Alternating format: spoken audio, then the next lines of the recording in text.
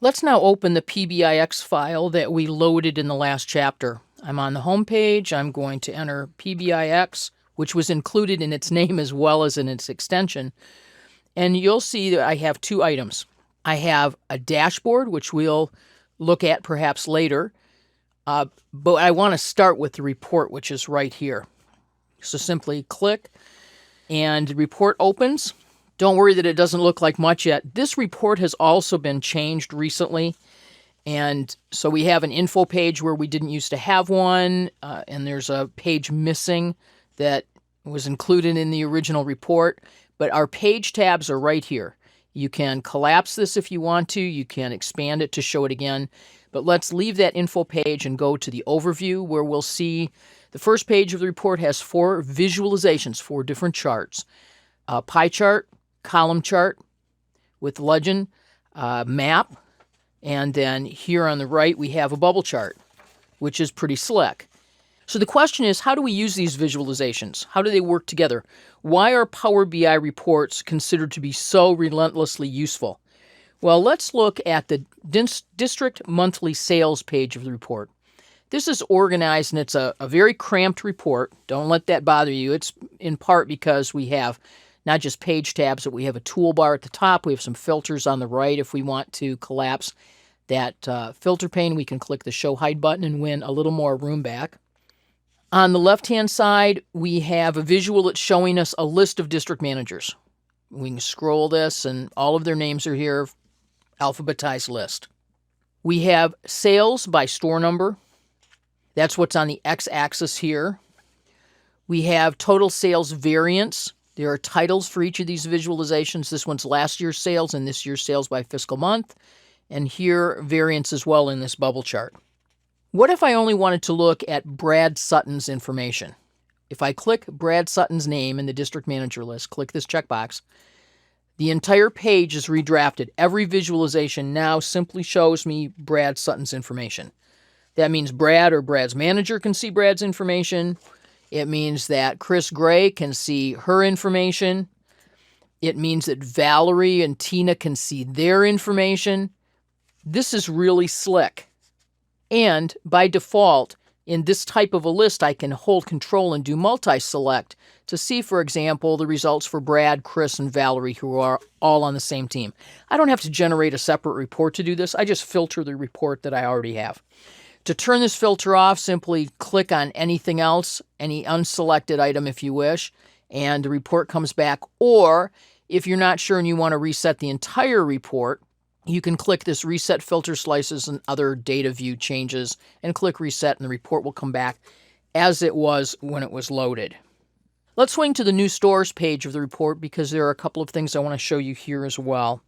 The same interactivity between the visualizations is true here, and this is something that you can set. You might choose to have a visualization that you don't want users to use as a filter, but out of the box, so to speak, this is how Power BI visualizations work in relationship to each other. So if I would like to look at information just for the month, for example, of January, I can select January in the column chart and see just January information, or just January for a particular chain. There are 2 different chains here.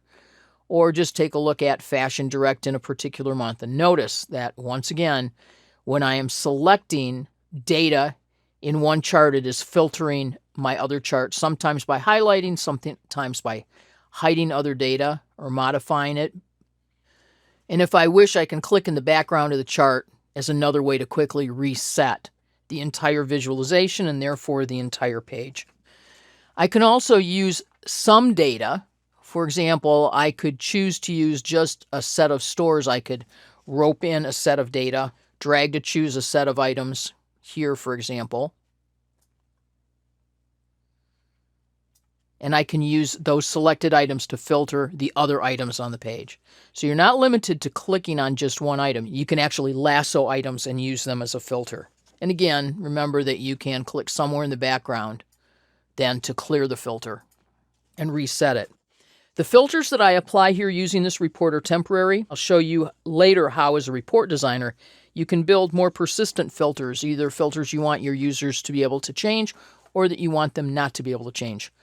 One more thought before we leave here. To be able to edit anything in this report or any other report, we're seeing it now in what's called a reading view, but if I click that pencil, I end up here with tools that allow me to modify visualizations and work directly with the data. To go back to that user view, click reading view again, and we fly back here into Power BI reading view. So edit and reading view get us in and out of the Power BI report editor. There are two primary ways we'll create a new report in the Power BI service. We can either create a report by starting with a copy of an existing report, or we can create a new report from scratch. To create a copy of an existing report that we can then modify, open the report, go to File, choose Save a Copy, provide a new unique name for your report, choose a workspace, click Save, and you'll have a report that you can modify.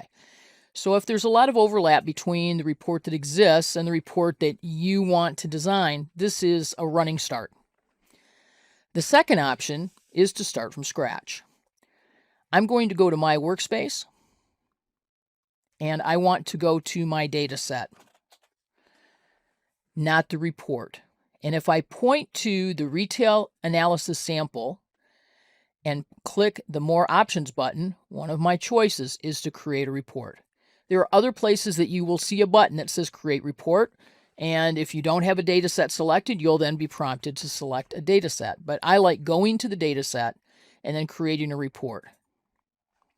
Here is my new report canvas, and we are in the report editor. I have a filters pane, a visualizations pane, and a fields pane here on the right. At the top, I have options that allow me to save a report, save a copy of the report, print the current page of the report, some view choices. Right now, the view is fit to page, with smart guides on and many other options off. I actually like grid lines, so I could turn those on if I wish. Snap to grid, I can turn that on as well.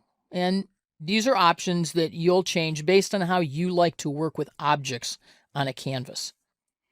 At the bottom, we have page tabs. This is page 1, which I can double click to rename, and I use the plus button to add other pages here.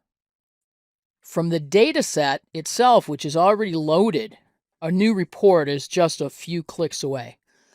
There is a third way to create a report, and that is to use Power BI Desktop, which we will be talking about later in the course. But in the Power BI service, whether you begin by copying, then editing an existing report, or starting with your data set and then adding fields to create visualizations, either of these methods will give you a report that you can save and use in Power BI.